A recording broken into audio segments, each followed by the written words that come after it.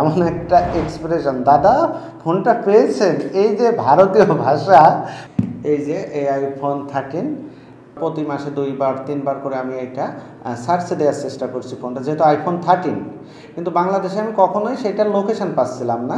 এক পর্যায়ে প্রায় 1 বছর চলে যায়, মাসটা শেষ, দেখি না লাস্ট কি অবস্থা, 1 বছর তো শেষ হয়ে গেল। হঠাৎ করে দেখলাম যে হ্যাঁ, বাংলাদেশে তো এই ফোনটা ব্যবহার দেখাচ্ছে। পরে যখন আমি ভদ্রমহিলাকে জানিয়েছি, তার উচ্ছ্বাসটা এমন ছিল যে যেটা আসলে ভাষায় প্রকাশ করা যায় না। জুলাই মাসের শেষের দিকে আমাকে ইন্ডিয়া থেকে হোয়াটসঅ্যাপে নক করা হয়। হোয়াটসঅ্যাপে নক করার পর আমি সেটার রিপ্লাই করি। মৌটুসী গাঙ্গুলি নামক একজন ভদ্রমহিলা আমাকে জানায় যে তার মেয়ের মোবাইল ফোনটা কলকাতা থেকে ছিনতাই হয়েছে, এবং কলকাতাতে সে যখন জিডি করেছে কলকাতার থানায়, সেখানকার পুলিশ তাকে জানিয়েছে ফোনটা ইন্ডিয়াতে নেই, বাংলাদেশে আছে, এটা তাদের পক্ষে উদ্ধার করা সম্ভব হবে না। এরপরে সে বাংলাদেশি হাই কমিশনে যেয়ে সে জিডির কপিটা সাবমিট করে। সামাজিক যোগাযোগ মাধ্যমে সে খুঁজে পায় যে বাংলাদেশে আমার মোবাইল উদ্ধারের ভালো একটা দক্ষতা আছে। সে যখন আমার সাথে যোগাযোগ করে, আমি তার কাছে মোবাইলের যে বৈধ ডকুমেন্টসগুলো আছে সেইগুলো আমি তার কাছ থেকে চেয়ে পাঠাই। সে তখন মোবাইলের বক্স, তার জিডির কপি, বাংলাদেশি কলকাতাস্থ হাই কমিশনের যে ডকুমেন্ট, সবগুলো আমাকে হোয়াটসঅ্যাপে প্রেরণ করে, সব কপিগুলো। প্রতি মাসে 2-3 বার করে আমি এটা সার্চে দেওয়ার চেষ্টা করছি ফোনটা, যেহেতু আইফোন 13, কিন্তু বাংলাদেশে আমি কখনোই সেটার লোকেশন পাচ্ছিলাম না বা কোনো সিম ইউজ হচ্ছিলাম না। আমাদের দেশে ফোনটা এসেছে, সে বলছে, এবং আমাদের কাছে সাহায্য চেয়েছে। আমরা চেষ্টা করছিলাম যাতে সে যদি এসে থাকে, তখন তো আমরা শিওর না যে এসেছে। এক পর্যায়ে প্রায় 1 বছর চলে যায়, কিন্তু ফোনটা যে বাংলাদেশে এসেছে এই ধরনের কোনো ভিত্তি বা কোনো লোকেশান আমরা পাচ্ছিলাম না। বাট ভদ্রমহিলার সাথে আমার যোগাযোগ ছিল।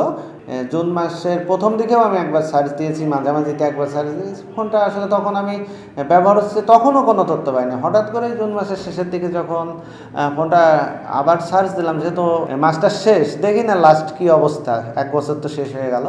হঠাৎ করে দেখলাম যে হ্যাঁ, বাংলাদেশে তো এই ফোনটা ব্যবহার দেখাচ্ছে। শিওর হওয়ার জন্য পুনরায় একই যে আমার সঠিক হয়েছে, আবারও সেটা সার্চ, আসলেই বাংলাদেশে ব্যবহার হচ্ছে। হ্যাঁ, দ্বিতীয়বারও যখন আমার শিওর হলাম যে এটা বাংলাদেশে ব্যবহার হচ্ছে, তখন আমি সেই যে ব্যবহার করছে তার সম্পর্কে যে প্রয়োজনীয় তথ্য নেওয়ার দরকার, ফোনটার অবস্থান কোথায়, এক পর্যায়ে আমি নিশ্চিত হয়েছি ফোনটা ঢাকার কেরানীগঞ্জে কেউ একজন ব্যবহার করছে, এবং তার সম্পর্কে আমরা তথ্য নিয়ে আমরা অবশেষে অ্যাপেল 13 ফোনটা উদ্ধার করতে সমর্থ হই। টোটাল প্রক্রিয়াটা একটা প্রযুক্তিগত প্রক্রিয়া, এটা আসলে এক্সপ্লেন করার মতো না।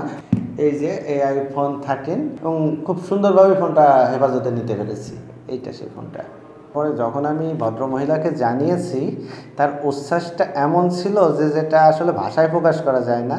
আমার মনে হয়েছে সে ওই সময় হার্টফেল করবে, এমন একটা এক্সপ্রেশন। দাদা ফোনটা পেয়েছেন, এই যে ভারতীয় ভাষা, মানে সেটা। এরপর থেকে সে কন্টিনিউ যোগাযোগ করে যাচ্ছে ফোনটাকে ফেরত দেওয়ার জন্য। আমরাও সর্বোচ্চ চেষ্টা করছি, যেহেতু এটা বাংলাদেশ কলকাতাস্থ বাংলাদেশ হাই কমিশনের মাধ্যমে জিডিটা একটা কপি ফরওয়ার্ড করা হয়েছিল, উনি ওখানে যোগাযোগ করছে। আমরাও বৈধ হয়েতে কীভাবে দ্রুত সময়ের মাঝে ফোনটা তার কাছে ফেরত পাঠায় সেই চেষ্টা করে অব্যাহত রেখেছি।